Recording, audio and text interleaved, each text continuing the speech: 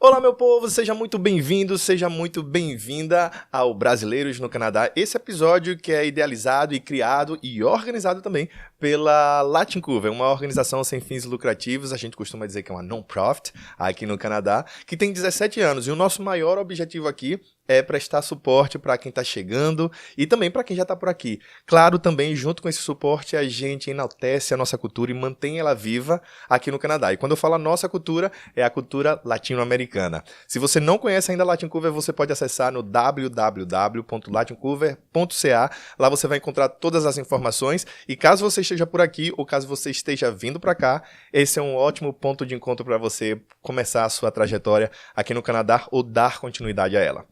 Seja mais uma vez bem-vindos e olha só, tô aqui com um convidado para lá de especial. Este cara que tá aqui do meu lado vai ajudar a gente a falar sobre tecnologia da informação. Como é que faz para você conseguir um emprego aqui no Canadá nessa área?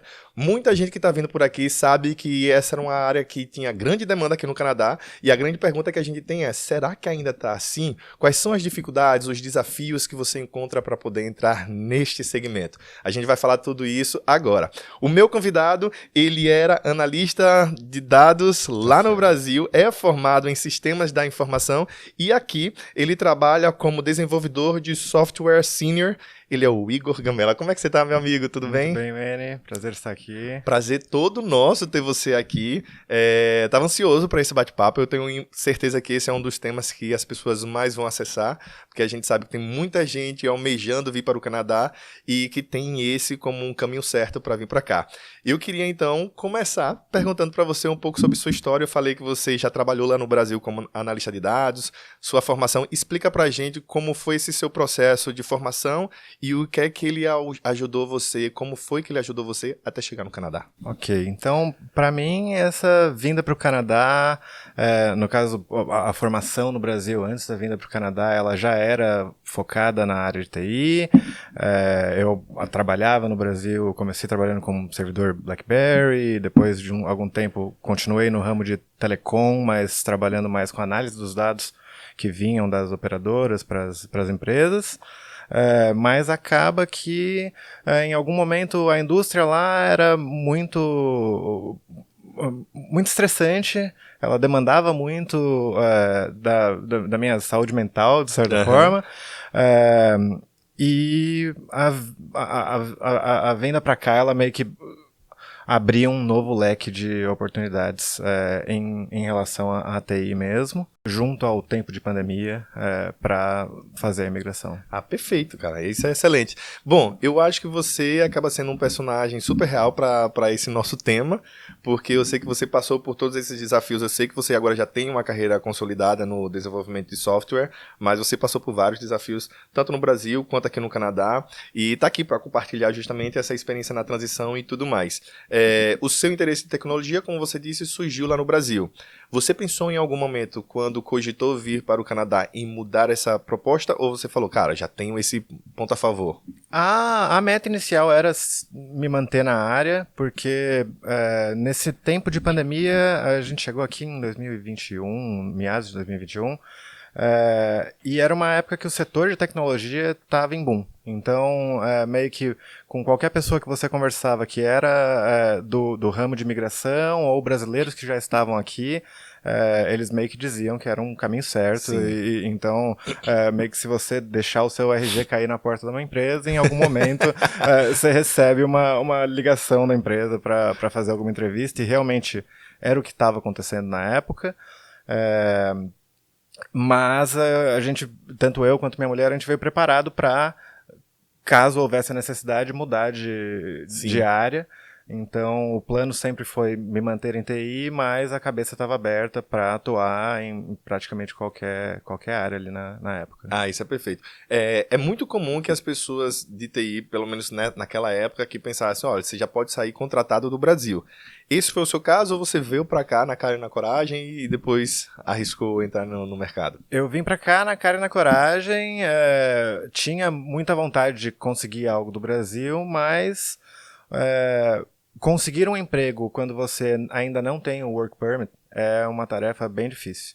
Então, até hoje eu acho que você ainda tem maneiras de conseguir chegar aqui já com seu emprego e com uma empresa provavelmente fazendo um sponsor da sua documentação, mas é um cenário diferente do que a gente, ou do que eu enfrentei quando eu vim para cá. Sim, e falando sobre o cenário, tem alguns pontos, algumas províncias que, para quem ainda não mora aqui ou não estudou ainda direito, no sentido de vir para cá, as províncias elas acabam sendo como se fossem os nossos estados lá no Brasil. Sim. E tem alguns estados que são mais fortes em TI do que outros. Você já tinha Vancouver como mente? Por que você tinha? Qual era o plano? Vancouver foi uma grande inspiração por causa de um intercâmbio da minha mulher, que ela veio passar A alguns Cris, meses. vamos falar dela, dar uma moral Certo, pra ela, que ela é linda maravilhosa. Isso, Cris, um beijo grande pra você. E ela já tinha passado alguns meses aqui, o primo dela também já morava aqui, então acabou que a gente chegou aqui com uma rede de apoio Sim. grande, o que é essencial, mas Vancouver foi motivado por causa que é uma cidade linda. Maravilhosa. O clima mais ameno. A gente não estava preparado, eu não estava preparado de maneira alguma para a quantidade de chuva que tem aqui. eu li sobre e eu achei que eu estava preparado, mas eu não estava preparado. E a rede de apoio. Então, ter conhecidos já estabelecidos, com certeza era um grande fator de decisão sobre onde chegar ou onde tentar se estabelecer. E por ser um grande polo de população, eu acho que também, automaticamente, também é um polo onde tem muitas empresas, né? Então, eu acho que não seria um tiro errado, seria mais um tiro certo também vir pra cá por causa disso, né? Certo. Me tira uma outra dúvida. E aí você chegou aqui, veio com a cara e a coragem, e logo que você chegou, já conseguiu esse emprego? Como foi esse processo? Os 2 primeiros meses, assim, eu comecei a enviar currículos e a aplicar para as vagas cerca de um mês antes da gente vir, ou até um pouco antes, e nada acontecia, tinha pouco retorno. Quando a gente chegou aqui, eu achei que ia ser um pouco mais fácil, mas ainda existiam as regras da pandemia, então a gente ainda estava em lockdown. Fazer entrevistas ou até mesmo procurar um apartamento para alugar era algo que você tinha que fazer remotamente. E durante os primeiros 2 meses eu não tive retorno basicamente nenhum. Então a gente está falando de dezenas, talvez mais de uma centena de aplicações e sem nenhuma chamada para entrevistas. Não, ainda mais porque você chegou no olho do furacão. Então, tipo, até as empresas não sabiam exatamente o que iam ser delas no futuro, né? Então... Sim. Ou até mesmo como fazer esse processo dar certo de maneira remota. Tava todo mundo aprendendo nesse rolê. E aí você se deu um prazo para ficar aqui ou para procurar esse emprego? O prazo era de 3 meses para arrumar algo na área, mas passando de 3 meses, a minha profissão de foco ali ia ser talvez trabalhar como barista, porque eu gosto muito de café e é uma cidade com muitos cafés. Então... o Diego ele fez isso, ele adora café, ele já foi logo no café por causa disso, porque seria uma alternativa onde ele poderia trabalhar, ele não falava tão bem inglês, então... poderia praticar também o inglês dele, mas estaria fazendo alguma coisa que ele gosta, e tanto é que eu lembro quando ele mudou de emprego, ele considerou ficar só por causa dos cafés. Aí eu falei, não, mas você também não precisa disso, tipo, compra o café. Eu consigo entender. Ele, pra mim, segue sendo aí uma possibilidade. Não, mas não vai precisar não, porque eu sei que TI é uma boa área pra quem já tá consolidado e tudo mais, e a gente vai falar um pouco mais sobre isso ainda mais pra frente. E aí você conseguiu, então, em 3 meses receber a proposta? Sim, pra mim a virada de chave foi a maneira com que eu aplicava. Então, no Brasil eu ainda vim com o mindset de aplicar para o máximo número de vagas que eu conseguisse, com poucas alterações no currículo ou na cover letter. E o que eu descobri aqui, a dura pena, é que se você realmente não trabalha no currículo e na sua cover letter da maneira com que os canadenses já estão acostumados a fazer, que é praticamente uma produção exclusiva ali de conteúdo, de currículo para cada empresa que você está aplicando, se você não fizer isso, eu acho que é muito difícil de passar de uma primeira etapa ali de filtragem automática dos currículos. Eu vou aproveitar tudo isso que você falou para fazer algumas observações. A primeira é que muita gente me pergunta, né, tipo, por que as pessoas votam, coisa do tipo. Claro, cada um vai passar por uma realidade aqui. Eu costumo dizer que cada um sabe onde o calo aperta. Mas existem alguns perfis que a gente começa a identificar de quem tem uma maior propensão de retornar ou de voltar e tá muito voltado a isso que você disse. Estar aberto às possibilidades. Então, você veio com um plano de 3 meses, mas você estava aberto a, ok, depois de 3 meses eu tenho que abrir um pouco mais a minha mente e as possibilidades. Certamente. Então, quando a gente vem com essa mentalidade, isso já é muito bom, porque a chance de você voltar de fato por questões de trabalho é muito pequena. E que bom que você deu certo. E essa é a outra observação que eu queria falar. Muita gente fala bem assim, mas você já tem que começar como barista, ou como cleaner, como... Não necessariamente. O que eu aconselho, e eu trabalho aqui com os voluntários e ajudando a achar eles acharem emprego e tudo mais, e aí o que eu mais faço cara, consegue uma experiência de trabalho que para vocês, porque muitos deles eles não têm um currículo tão vasto, com tanta experiência, então consegue uma experiência de trabalho canadense, que isso já vai abrir as portas, então estar com a mente aberta já ajuda, mas não é impossível você conseguir na sua área. Eu lembro que uma das coisas que eu queria era trabalhar na área administrativa, e no meu primeiro mês eu recebi uma job offer de assistente administrativo. Então muita gente fala assim, não, para ser assistente administrativo você tem que primeiro trabalhar como caixa, mostrar que você tem experiência com caixa, com números, com logística, para depois ir, e não necessariamente. Então você também acaba sendo uma prova disso, que veio com a mente aberta, mas conseguiu sim entrar na área que você já podia. Então eu só queria fazer essa jogada de esperança para as pessoas, que vem com a mente aberta, mas é possível também no primeiro mês, segundo mês, terceiro mês você conseguir estar na sua área. Com certeza. Eu acho que para mim o embasamento em relação a ter a mente aberta era mais um planejamento financeiro mesmo, de ter uma ideia de qual era a soma das contas que a gente tinha naquele mês, qual era a quantia que a gente tinha de reserva para procurar um trabalho novo sem se preocupar com o aluguel do mês seguinte. E o prazo de 3 meses ali seria, ok, depois aqui o terreno ele fica mais perigoso e não trabalhar começaria a ser um peso muito grande. Agora, uma outra pergunta. Você falou muito que quando você estava vindo, estava tendo um boom da tecnologia e tudo mais. Como é que você vê o mercado atual? Como é que está o mercado de desenvolvimento de softwares, que é agora a sua área mesmo, aqui no Canadá? Atualmente, ele está melhor do que 1 ano atrás, 2 anos atrás, talvez, porque com o encerramento da pandemia, as empresas elas tinham contratado além da conta e começaram as ondas de layoff, puxadas pelas gigantes, Facebook, Google, Microsoft. E foi uma época que tantas grandes empresas quanto as pequenas empresas seguiram esse mesmo padrão. E hoje em dia, eu já percebo, meus colegas já percebem uma retomada assim, do mercado, ele está esquentando um pouco mais, mas geralmente é para quem já tem algum tipo de experiência. Sim. O mercado para quem está saindo da sua formação agora ou vem do Brasil sem a formação de TI, ele com certeza é mais difícil do que era 5 anos atrás ou 10 anos atrás. Não é impossível, sim, mas ele já não é mais tão facilitado quanto já foi. Eles estão valorizando mais os mais experientes primeiro. Né? E me tira uma dúvida, aí a gente tem agora um advento da inteligência artificial, isso está influenciando de alguma maneira também o mercado, ou positivamente ou negativamente, não sei? Influencia, com certeza. Eu acho que, de maneira geral, a gente vê muita notícia e às vezes chega a ser deslumbrante e aterrorizante. Sim. Qual que seria o impacto ali do AI. Eu acho que no dia a dia a AI generativa ela ainda é muito relacionada à produtividade, mas como uma ferramenta. Em relação ao processo seletivo ou entrar em uma vaga, eu não acho que o impacto seja tão grande. Sim. As filtragens de currículo e as automações e inteligências artificiais que existiam para isso, elas continuam em operação, então não houve uma grande diferença aí.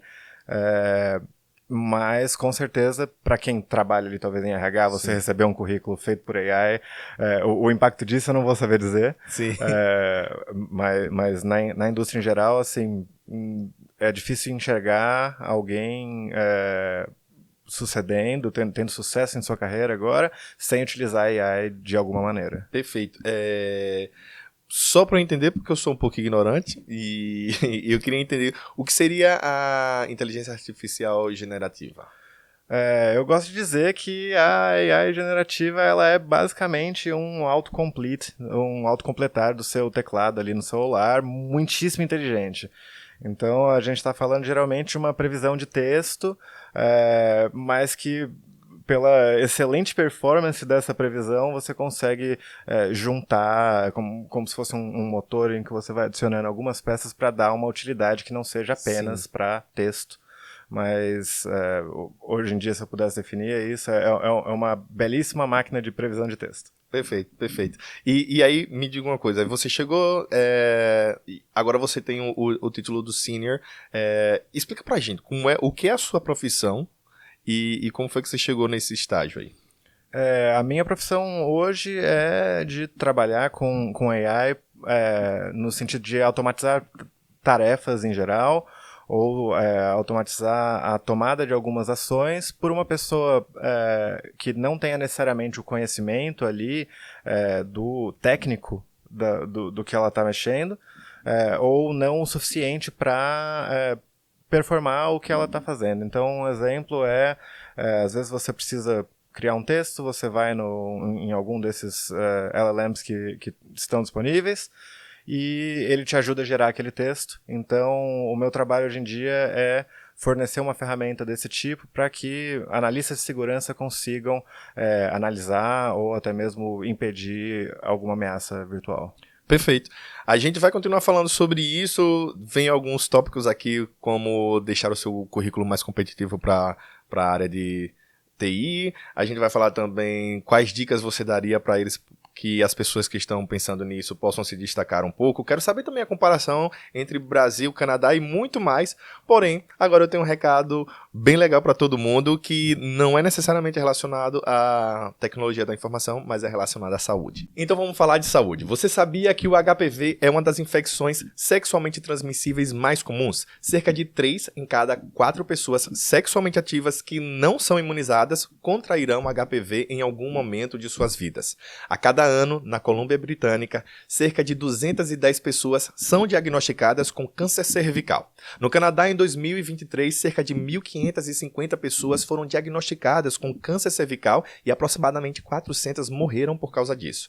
O câncer de garganta causado pelo HPV tem aumentado, tornando-se o câncer mais comum relacionado ao HPV no Canadá.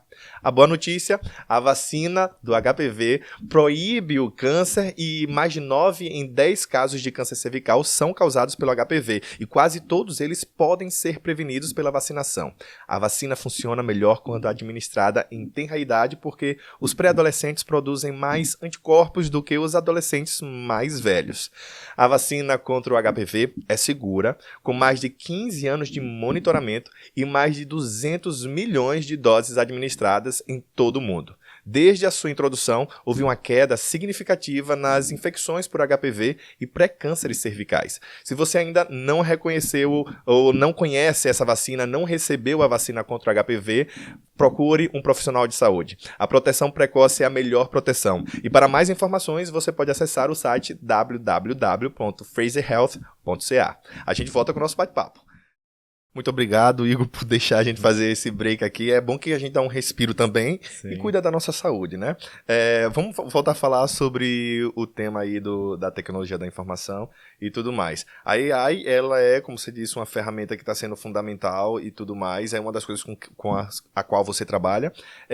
Para quem está pensando em trabalhar com essa área, você indicaria algum curso específico, alguma forma de se preparar para entrar no mercado voltado para isso? Algum curso específico, não necessariamente, mas a quantidade de conteúdo de graça que você vai achar em plataformas online, muitas delas do Google ou Coursera, talvez até mesmo vídeos no YouTube, ajudam bastante. É uma área muito dinâmica, então um curso de 1 ano atrás muito provavelmente já está defasado, mas as grandes mentes por trás do setor geralmente liberam o conteúdo delas de maneira gratuita, então para quem tem vontade, o conteúdo está lá e é conteúdo muito bom, muitos deles produzidos por personalidades daqui da região, então um dos grandes nomes, o Andrei Karpathy, é formado pela UBC, então o Canadá tem uma frente grande no setor de AI e LLMs em geral. E acredito que para quem quer treinar e achar um bom conteúdo, você pode usar inclusive a própria AI. Então, como eu disse, é uma ótima ferramenta, mas é como se você tivesse um grande martelo e ele serve para você pregar coisas que inclusive não são pregos. Então, o AI pode ser utilizado como uma grande ferramenta de instrução. Eu uso às vezes como se fosse um sounding board, um pato de borracha com que eu vou conversar, e às vezes só de você sentar e tentar explicar a sua ideia ou o seu desafio para um modelo de AI é como se você estivesse falando com um amigo, e vai te dando ao as esclarecer as ideias, a estrutura do que você está pensando, às vezes você já chega numa conclusão. Mas com certeza para quem está iniciando ou quer aprender um pouco mais, utilize AI, faça a prototipagem, teste e tente escrever código todos os dias. Isso é Ler muito bom. Nossa, um pouco. Eu sempre sofro porque o povo sempre fala, tem que botar os códigos certos. Eu falo, mas qual código? Mas só dar uma boa pesquisada, a gente vai pelo menos aprendendo o básico. E eu acho que, como você disse, a própria AI pode ajudar nisso. Tem alguma dessas ferramentas de AI que você indica, tipo assim, cara, pode começar por essa, ou essas são as mais importantes, ou as mais conhecidas, as mais utilizadas? Assim, de modelos públicos, para mim, o favorito com certeza são os da Anthropic, que é o famoso Claude AI. Em questão de confiança que você pode ter nas respostas, uma ótima ferramenta. Em um processo contínuo de improvement, de melhoria. Acho que a única dica e a única detalhe que eu posso dizer assim para vocês é que, assim como a gente vem se policiando nos últimos anos com fake news e o tipo de informação que você consome na internet, o AI é ótimo para te dar uma resposta que parece plausível, e se você não validar aquilo no detalhe, às vezes ela, apesar de plausível, está errada. Sim. Então... Até porque é um mecanismo que também está em desenvolvimento, né? Com certeza. Então, com certeza. É muito bom essa checagem aí. E é parte do que torna também, para quem quer ingressar na área e trabalhar com LLMs e AI generativa, o grande desafio da área é como você estabelece mecanismos de segurança para que o seu AI não saia falando algo que não deve ou que crie informações que não existem. São os maiores riscos ali. Perfeito, boa dica, boa dica. E no caso, quando você começou, você já entrou logo nessa área ou você foi migrando para ela aos poucos? Eu fui migrando para ela aos poucos. A vontade de trabalhar com algum tipo de machine learning ou AI já vinha desde o tempo de faculdade, mas a oportunidade só apareceu mesmo no Canadá. Antes disso, eu estava trabalhando com uma empresa canadense de energia renovável. Também tinham seus modelos de machine learning para lidar com os dados que as fazendas de turbina eólica enviavam para a gente, mas não era tão focado quanto a empresa de agora num produto de inteligência artificial. Quando você chegou, você já foi direto procurando por esses sites que a gente já mais conhece, que a gente acaba sempre indicando o LinkedIn, por onde foi que veio a sua proposta? Tem algum grupo específico de tecnologia? Eu não sei. O LinkedIn era um grande ponto de pesquisa de vagas. Acho que as respostas mais rápidas ou as vagas mais fáceis de aplicar estavam lá, mas a primeira vaga que eu consegui foi pelo Indeed. Uhum. E o Banco de Trabalhos do Canadá também era um site que eu frequentemente acessava e encontrava, às vezes, empresas um pouco menores do que aquelas que eu via no Indeed. E a segunda oferta de trabalho já foi através de networking, de uma referência que eu tinha aqui dessa primeira empresa. Perfeito. Você já chegou a citar aqui no bate-papo que essas buscas por trabalho também passam, né, por alguma inteligência artificial. Na verdade, os algoritmos eles vão selecionando o seu currículo de acordo com algumas palavras-chave para passar isso para o empregador. Certo. O que é que você acha que é fundamental para você, nesse mercado que é competitivo, para deixar o seu currículo ainda mais competitivo, para destacar ainda mais? Acho que para quem quer deixar o currículo bem legal, a questão que você mencionou das palavras-chave é o ideal. Eu nunca trabalhei com esse tipo de sistema, mas do que eu ouço dos amigos Sim. de RH é que se uma certa quantidade, uma porcentagem de palavras-chave não for achada, se elas não forem achadas dentro do seu currículo, ele nem chega a pular para uma validação humana.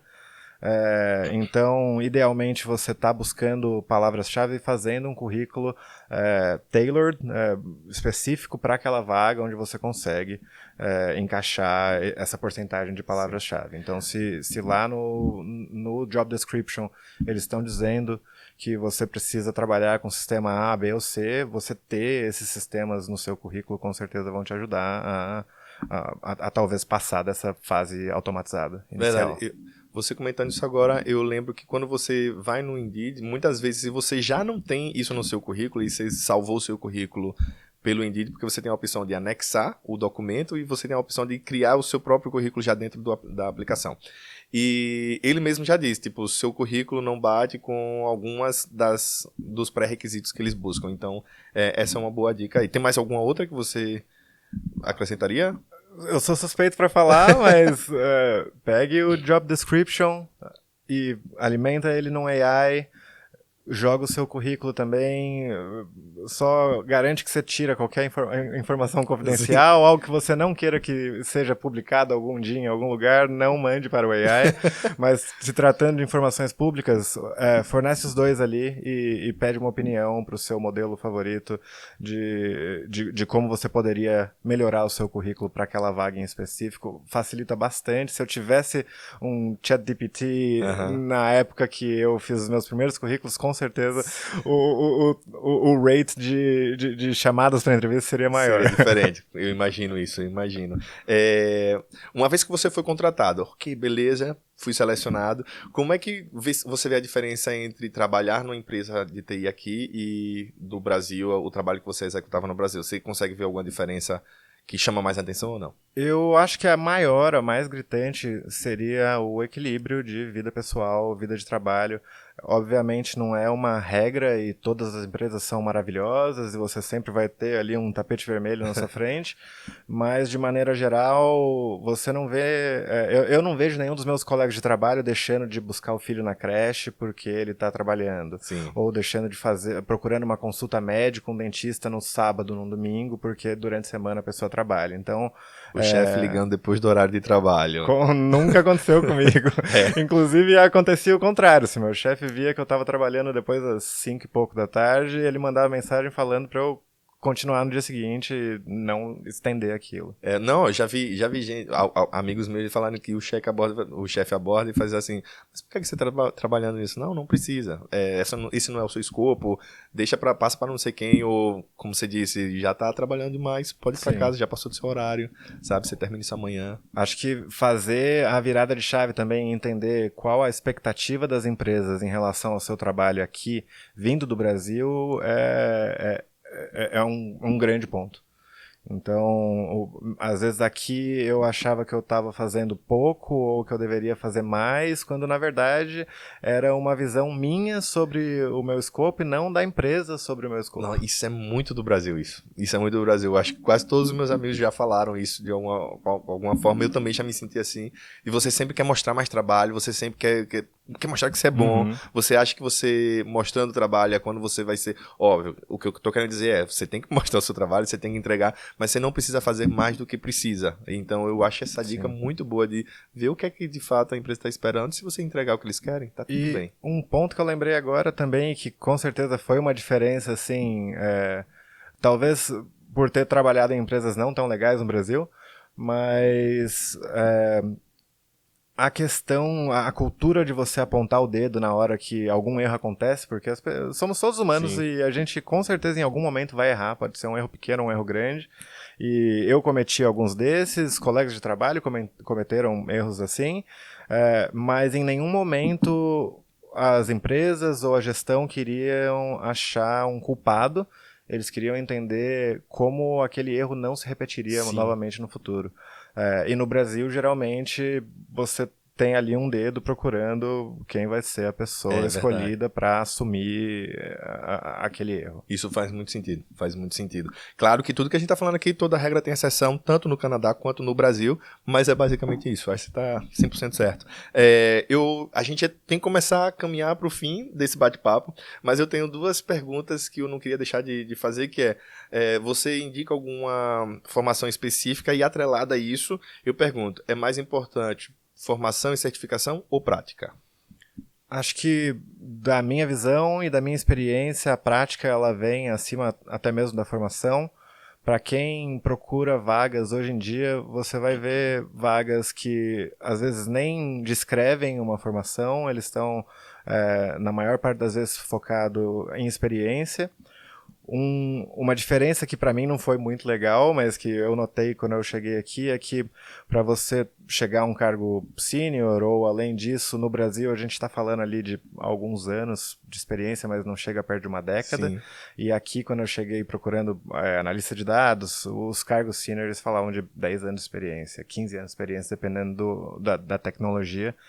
Então, é um pouco diferente, muito provavelmente para quem já tem um cargo um pouco mais avançado no Brasil, você vai dar um passo para trás, mas é para dar 2 para frente.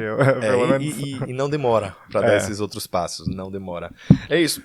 Igor, muito bacana, mas a gente encerra nesse momento a parte mais específica de mercado de trabalho, porque eu quero voltar para sua área pessoal. A gente tem uma rodada de perguntas aqui que são bem simples, mas que é uma forma de trazer o ponto de vista de cada entrevistado aqui e levar isso para as pessoas que estão vindo ou que já estão aqui e não sabem, nunca pararam para pensar nisso ou não tinham essa informação ou coisa do tipo. São perguntas mais pessoais, você pode responder o que você quiser, mas a primeira dela é super fácil. Qual é o seu lugar favorito no Canadá? Meu lugar favorito no Canadá é o Lago Okanagan. Ele fica umas 4 horas de distância aqui de Vancouver e é uma região linda. Eu nunca fui, tô anotando aqui já essa opção. Comida favorita?